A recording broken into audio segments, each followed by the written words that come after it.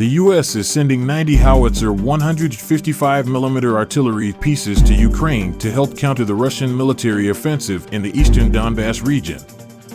A howitzer is a long-range artillery piece that fires an explosive shell on a high trajectory, in contrast to a cannon which fires directly. The shipment is part of two $800 million aid packages announced by the U.S.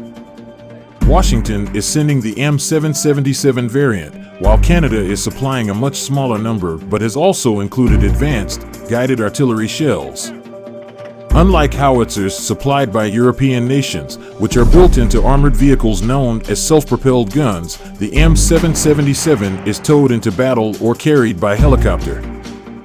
More than half of the U.S. howitzers have already been delivered, Pentagon spokesman John Kirby said on Wednesday, and 50 members of the Ukrainian army have completed training on the system.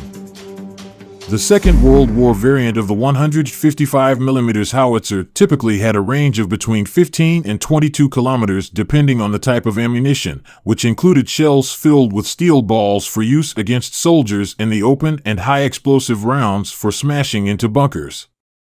Today, the M777 can hit targets up to 50 kilometers away with the Excalibur M982 round, which glides through the air with the aid of fins and is guided by GPS. The shell is reportedly accurate to within 4 meters. Another type of guided shell, although not as accurate as the Excalibur, is the M549.